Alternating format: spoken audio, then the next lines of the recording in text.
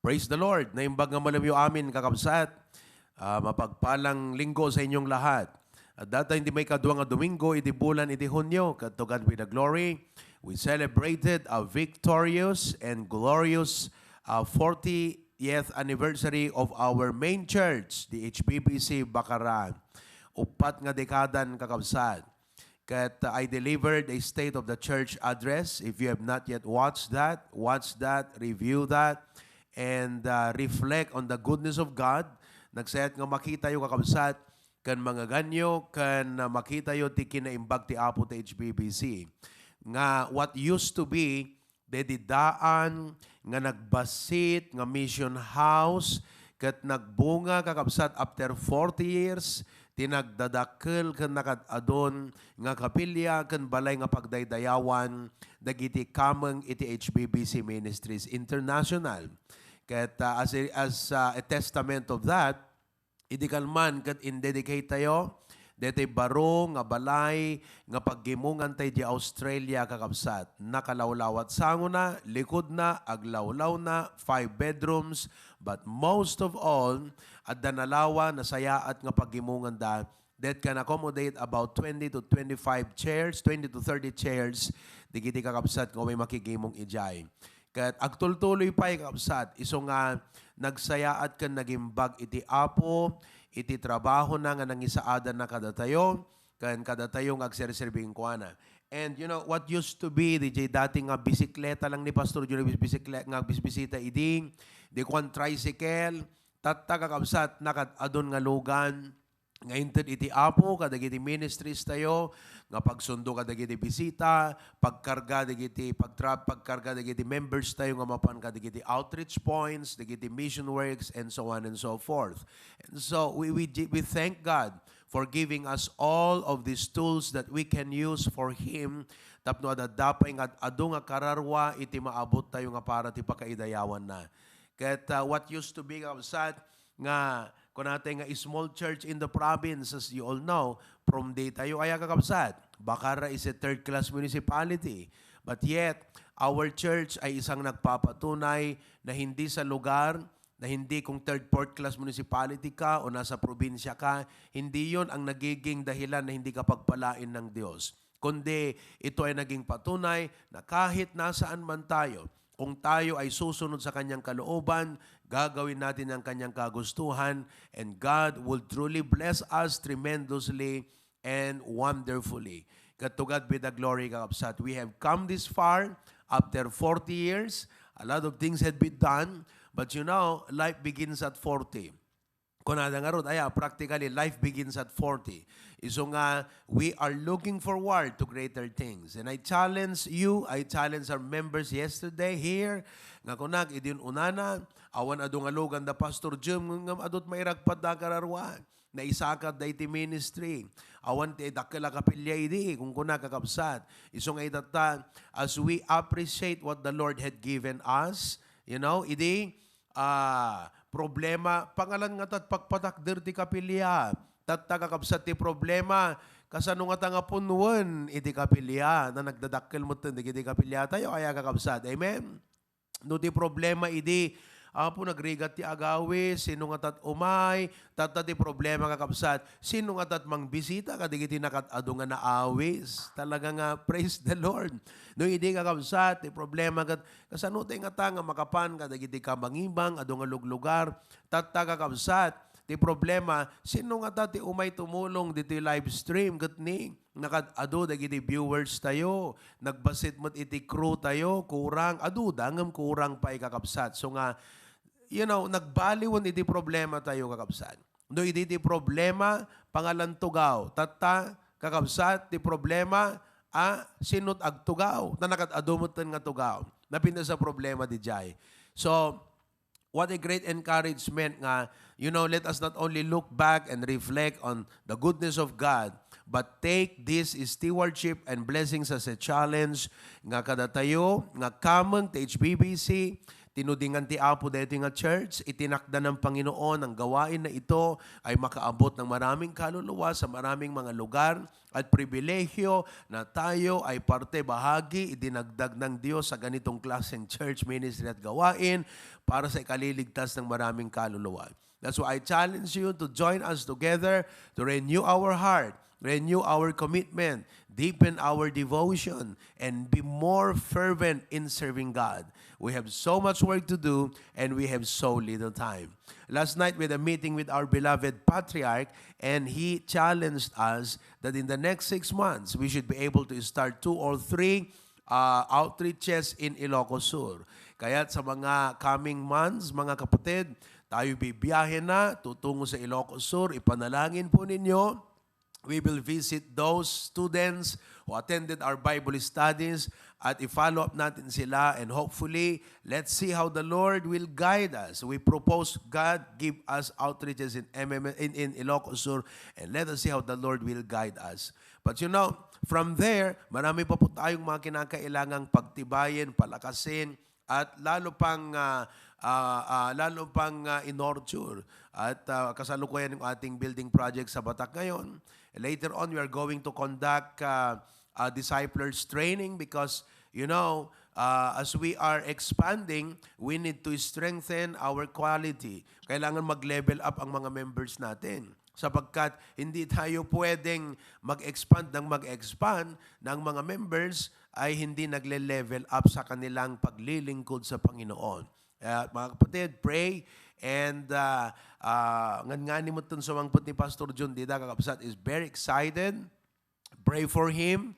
He has a lot of things in mind. Kung nagtumanaglogan ti basen, tagsolwining agtuman ti basen, kung Kakabsat. So pray for them. The church also, yesterday here, gave an amount to him. Alagat na pala nga pabalon Kakabsat. But I believe that you will do your best and your utmost to take good care of God's servant, especially he is our patriarch. Alam ko naman na through Preacher Glenn at sa ating mga men, gagawin yung lahat ng inyong best upang alagaan ang ating lingkod ng Panginoon alang-alang sa kanyang ministry for the glory of God. Amen? And so, we have come this far by the grace of God. Napakadami pong mga ginawa ng Diyos sa pamamagitan ng ating mga buhay yesterday. Can you imagine last year, in July, just a span of 1 month, we were able to start 4 outreaches. Dingras, Sarat, Vintar, Carwan. Imagine nyo kakabsat, I have 4 outreaches just in 1 month.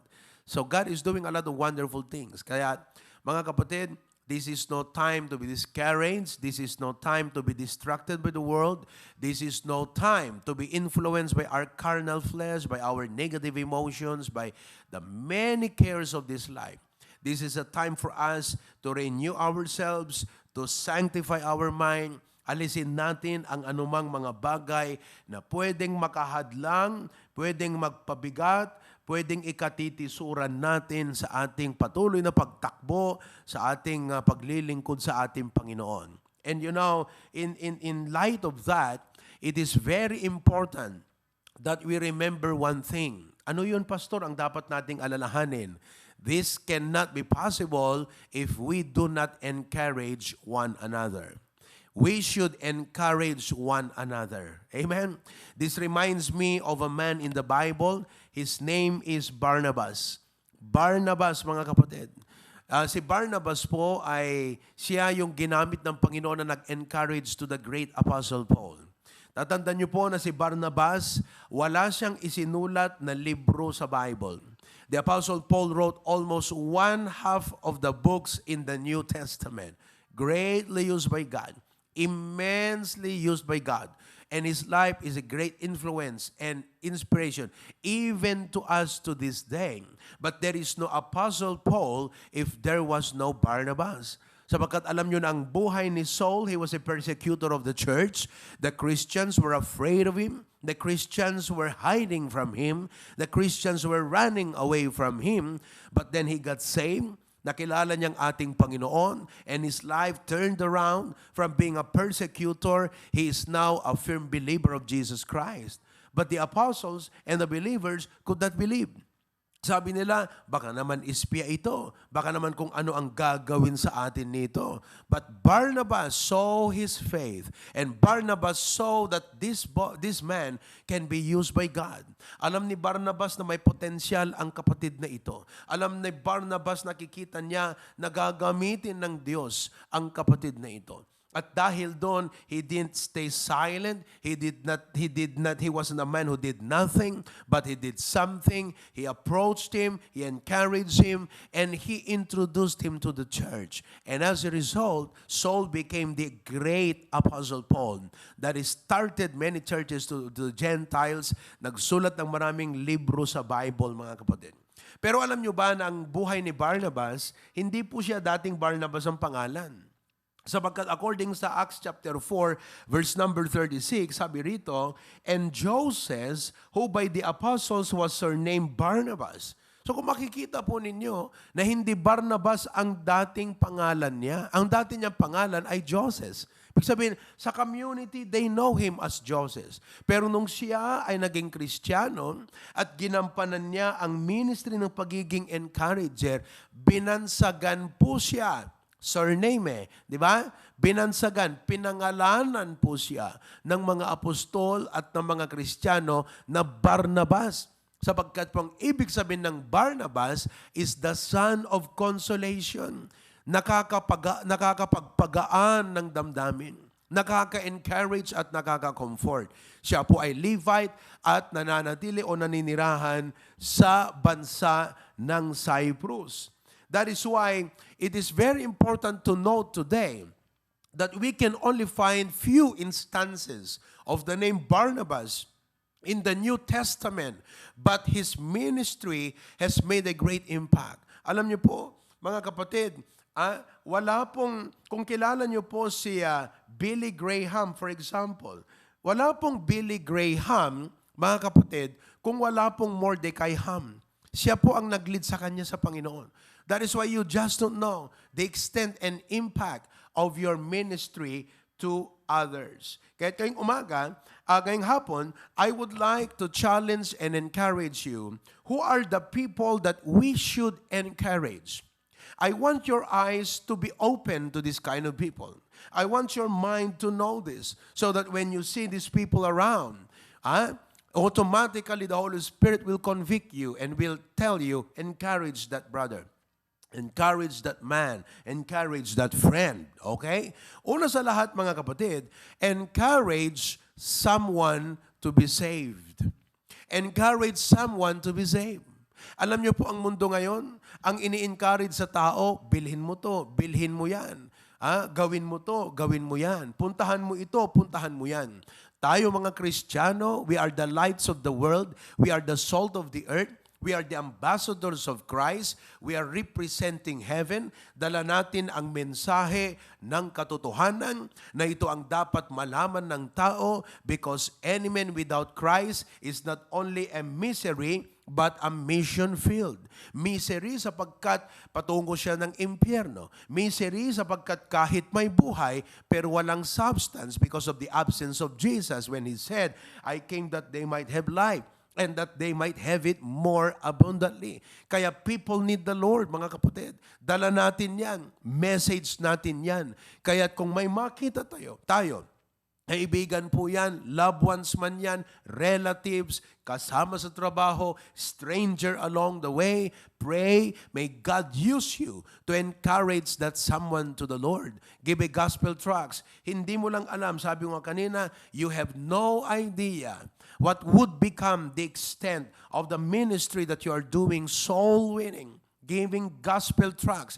Di mo alam na yung binigyan mo ng gospel tracts, mga kapatid, talagang ripe ang kanyang puso. Mga kapatid, kailangan niyang Panginoon, may problema yan, depressed yan. Nung binasa niyang gospel tracts natin na yan, na-encourage o kung saan naman, nag-tune in siya at sabi niya, kitakman dito nga Facebook. Kung nagat binuya, nagat na-encourage at masave, mga kapatid. You just don't know. Billy Graham, like I told you, was greatly used by God. Ang dami po mga tao na nakapakinig ng gospel ng Panginoon dahil sa ministry ni Billy Graham. Pero wala pong Billy Graham kung walang Mordecai Ham. Sapagkat si Mordecai Ham ang nag-win kay Billy Graham sa Panginoon. At walang Mordecai-ham kung walang Billy Sunday. As you all know, Billy Sunday was considered the evangelist of America. He was a baseball player, mga kapatid, hanggang sa siya po ay na-save at ginamit ng Panginoon and he shook America with the gospel of Jesus. Pero wala pong Billy Graham kung hindi kay Wilbur Chapman. Si Wilbur Chapman ay isa pong pastor. Inasitgan na ni Billy Graham at winin niya po ito sa Panginoon. Wala pong Wilbur Chapman kung walang mayor. At wala pong mayor kung walang D.L. Moody. So papansinin niyo po yung generation ng mga naligtas, ano po? Mula kay D.L. Moody, na-save si Mayor, na-save si Wilbur Chapman, na-save si Billy Sunday, na-save si Mordecai Ham, pagkatapos si Billy Graham. Great man of God. Grabe yung lineage ng mga soul winners na to. Pero alam niyo, wala pong D.L. Moody, at lalong walang Billy Graham kung walang D.L. Moody, at walang D.L. Moody kung walang Edward Kimball. Hindi po natin kilala si Edward Kimball. Lahat po ng mga pangalan na binanggit ko, kilala po yan. Mga pastors, mga renowned preachers and evangelists of the Word of God. Pero si Edward Kimball, you don't know him. But Edward Kimball is a regular member of the church. He was a businessman. He was a member of the church with a great heart for kids. Malagi po ang kanyang pusos para sa mga bata, para sa mga kabataan. Nagsusoul winning po siya one day. Nakita niya po itong si D.L. Moody at winin niya ito sa Panginoon at na-save si D.L. Moody. Walang ka-idea si Edward Kimball na yung kanyang nawin will become a great evangelist that shook 2 continents in this world. Mga kapatid, you just don't know the impact of your encouragement. Pag may nakita ka dyan, bigyan mo ng gospel tracts, hindi mo lang alam kung anong magiging bunga sa taong yon. Mababago ang buhay niya, mababago ang pamilya niya, magagamit siya ng Panginoon. You have no idea. Mga kapatid, wag nating sabihin, nasa Amerika kami. Ang hirap mag-win ng tao. Totoo po, wala pong lugar na madali. Sadyang mahirap kahit saang lugar. Pero ibang klaseng hirap dyan. Pero hindi ako naniniwala na wala pong itinalaga at inihanda ng Diyos na masisave po dyan. Amen po ba? That is why you need to encourage someone to be saved. I hope that when you go from this place today, you will be more aware and more conscious na yung mga tao sa paligid mo, I need to get these people saved. I need to have a gospel tracts in my hand every day. Bigyan ko yan at masave yan. Amen? Number 2, encourage someone to be strong in the Lord. Encourage someone to be strong in the Lord. Sabi nga ni Charles Stanley, everyone is fighting a battle you know nothing about. Palagi po yan sinasabi ni Pastor June. Walang taong walang problema. Walang taong walang kabigatan. Lahat ng tao ay meron pong concern, may worry, may problema, may suliranin, may mga kabigatan sa kanilang buhay, sa kanilang puso, sa kanilang isipan. Pero ang ating po pinag-uusapan, hindi lang po sa lahat ng tao, but particularly sa ating mga mananampalataya. Pag ang isang kapatid ay nabibigatan, naapektuhan yung kanyang performance sa Panginoon. Naapektuhan yung kanyang growth. Naapektuhan yung kanyang pagsunod. At pag naapektuhan yung kanyang service, yung kanyang obedience, at yung kanyang ministry sa Panginoon, namimiss po niya yung biyaya ng Panginoon sa kanyang buhay. That is why you have to encourage someone. Comfort them. Kaya't alam niyo po, nakikita natin na yung mga problems natin sa buhay, may purpose ang Panginoon dyan eh. God allows these problems to come our way so that we can experience His comfort. Comfort from His Word, comfort from His servants, comfort from the Holy Spirit, at siyang comfort na binigay ng Diyos sa atin, na nagpagaan ng ating kalooban, na nagbigay sa atin ng pag-asa, na nagpatibay sa ating mga pananampalataya, ay siya ring ating gagamitin na pang-comfort sa mga kapatid na nanghihina sa kanilang pananampalataya. Encourage someone to be strong. You have no idea na bukod doon sa this person is going through a battle but you have no idea, dinidiscourage ng dyablo yan. Dinidiin ng dyablo yan. Dahil nakikita ng dyablo, may potential ang kapatid na yan. Pwedeng magamit ng Panginoon na yan. So inuunahan na ng dyablo, mga kapatid. Dinidiscourage niya na. Para itong kapatid na ito, mataunt yung kanyang growth, ma-stop yung kanyang pagpapatuloy, at hindi siya magamit. Kaya, let's look to each other and see, this brother, may potential na magamit ito ng Panginoon. Tignan mo ngayong katabi mo, may potential yan. Pwedeng maging asset yan. Pwedeng maging great support yan sa ating ministry, mga kapatid. So encourage someone to be strong. Kunam king kwa na bumilag ka iti Apo. Bumilag ka iti Apo. Kung ano di Ephesians chapter 6 verse number 10, Ephesians chapter 6 verse number 10, sabi ni Pablo sa mga kapatiran, finally my brethren, be strong in the Lord and in the power of His might.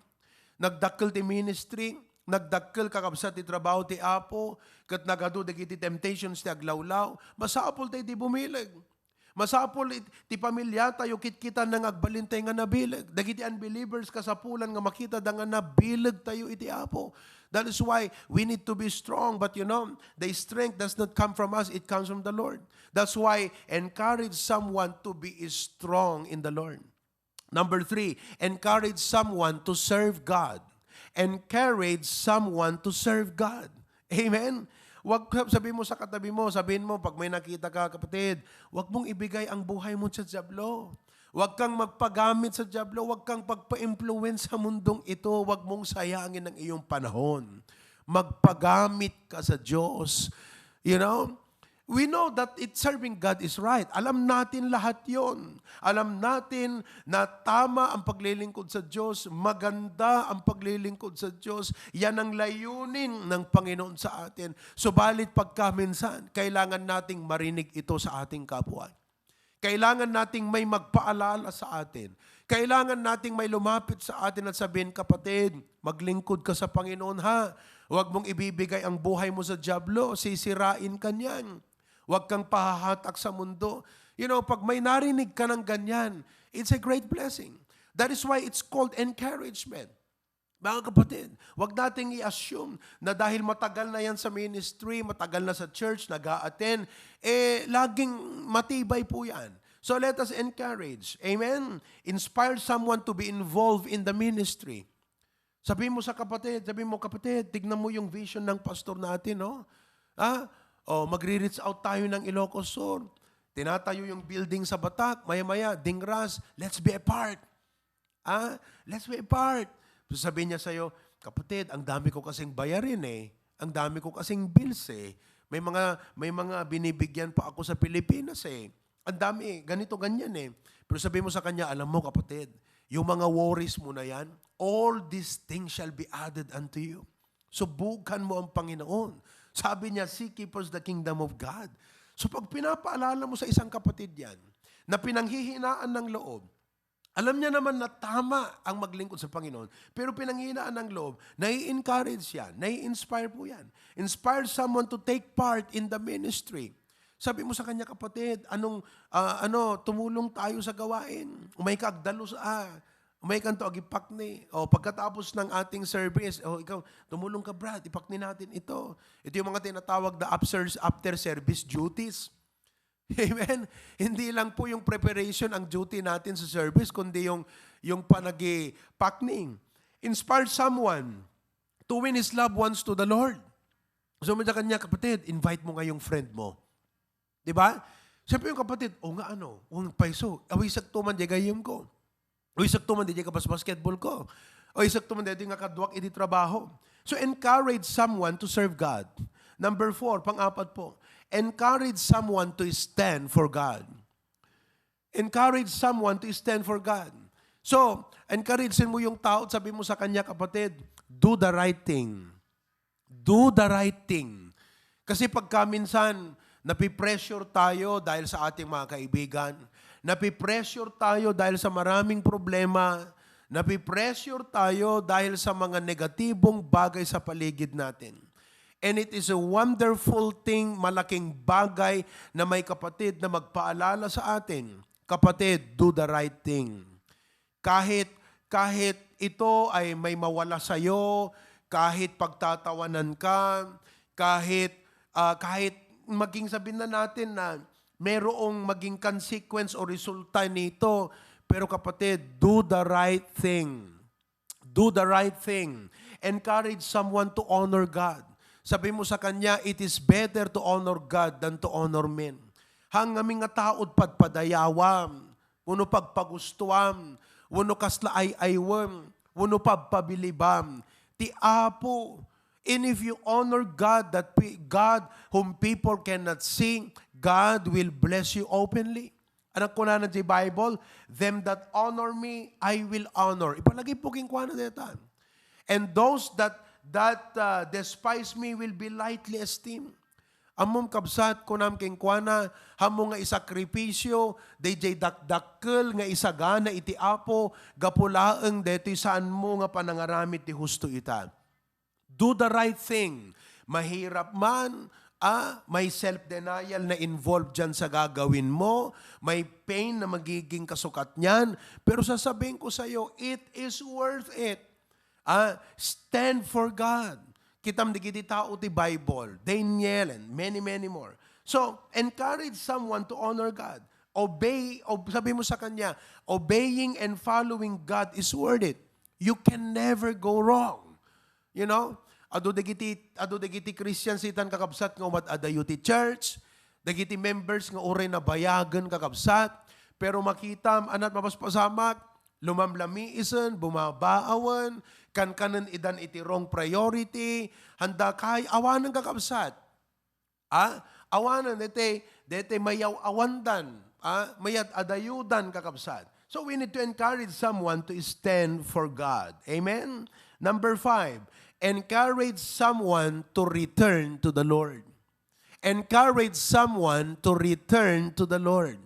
No, dada makita yung nga digiti aglamlamiis nga kakabsat kunam agsubli ka iti apo. Nagsayaat ni DJ testimony kakabsat nga one time ni mama in-encourage na ni Tito Elmer. Kat kunana nga kasta Elmer, kunana ata 20 years kakabsat ni Tito Elmer nga backslidden. He had a problem with his family 20 years ago.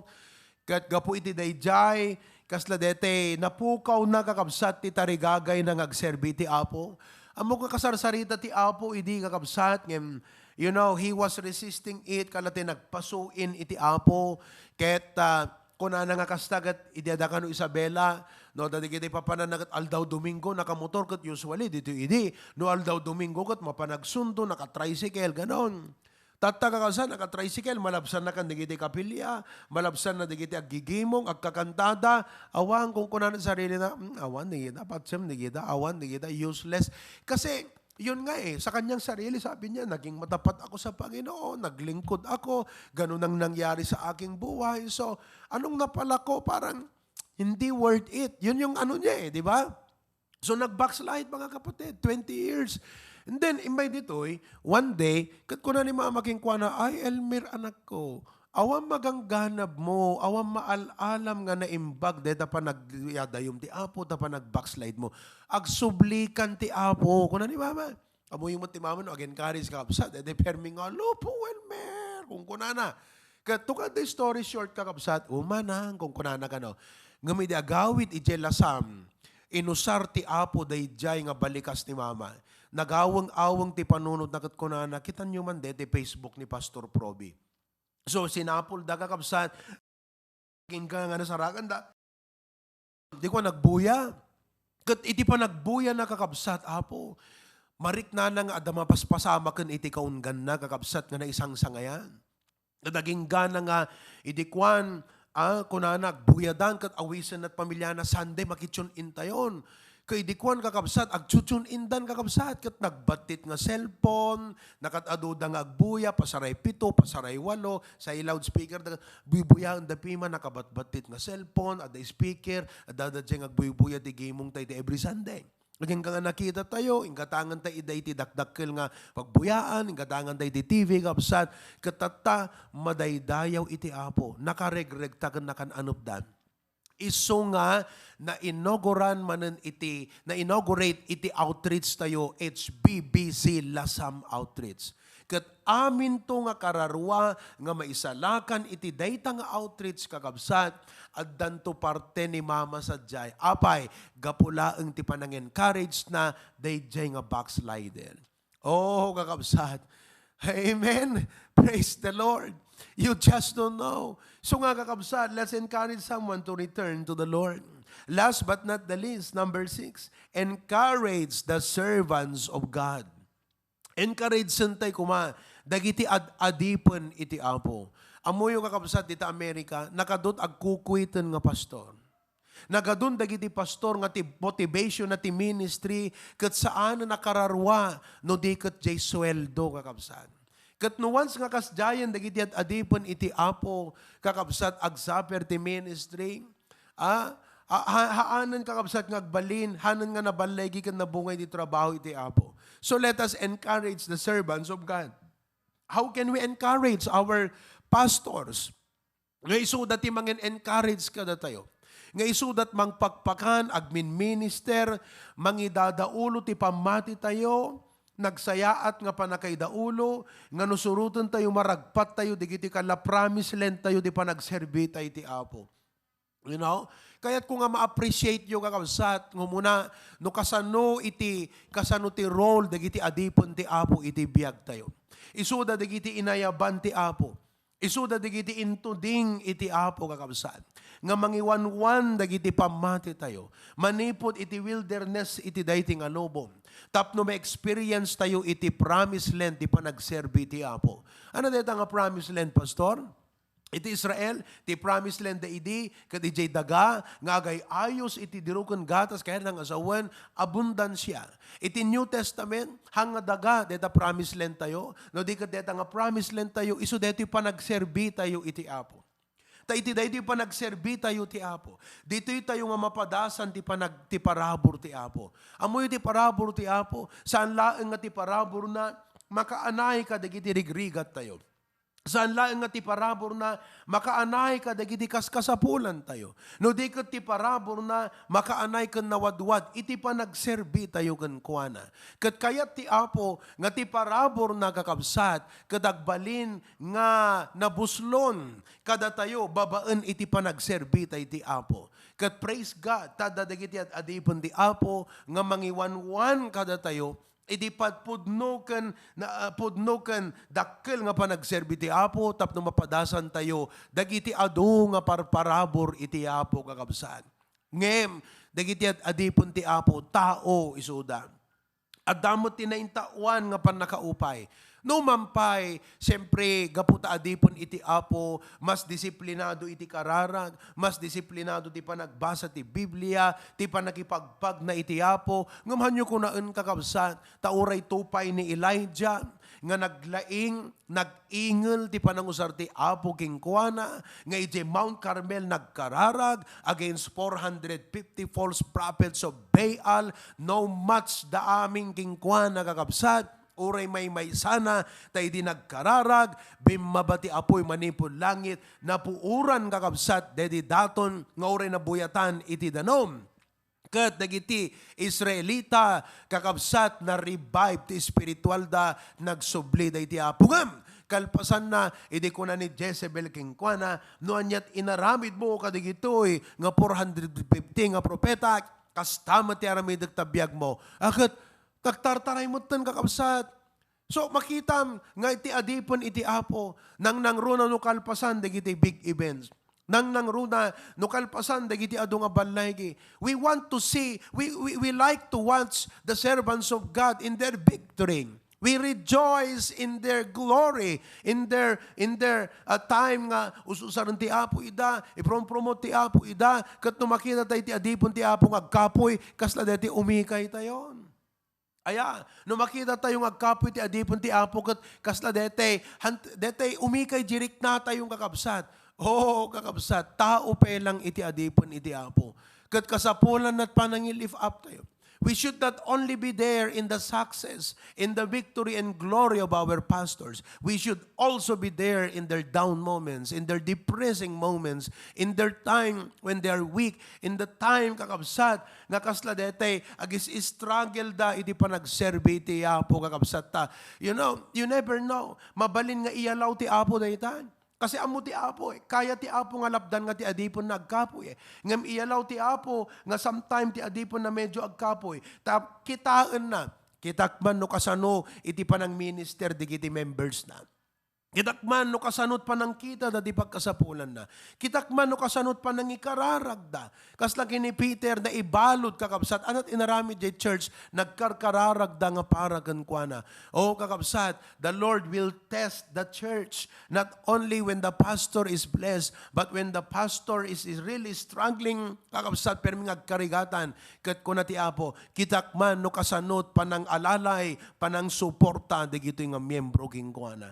That's why kakabsat, at the acrostic tayo ti pastor. How do you encourage him? Pray for him. Let him know that you're praying for him. Ibagam kan ko na, Pastor, ikarkararag ka. Amen? O kunang, Pastor, anat prayer request mo? Nagsaya ato na ya. Dakam latat, dumaw-dawat prayer request. Di kayo maladawatan da prayer request. May kakabsat. Wala nga, Pastor, adamot di the prayer meeting. General DJ kakabsat. Amen? Oh, nagsaya atin, Pastor, anat prayer request ni Ma'am Kay. Di ba? Nagsaya atin kakabsat. Aya. Oh, letter A, assist him. Kitaam kakabsat, ano anya iti pakatulungam ken kuana. Oh, support him. Agyaman nakta idikalman, dagiti kakabsat ditoy, ket inlungalong da, ket parte kay paygayam nga haway kakabsat. This is a concerted, cooperated effort of all HBBC ministry. Ket ni, at the gift certificate ko, di kalman kakabsat nga, brand new iPad Air. Amen? Kami kakabsat, dito ka nyo, di laptop ko isususarat no, ag pre-pritsak. Kung na, may met sa DJ iPad, na idisok lang nga kasto. Yoriyan at papanak, no, gispikak yan ta LGU, mapanak in the university, mapanak ka dagita Bible study. Alangan nga itugot ko, aming outline ko kakabsat. Ayan. So napintas no, DJ, agpaiso at the iPad, at the amin sa Jai, oh, di kat babaling kong usaran. So ako praise the Lord. It's encouragement to me.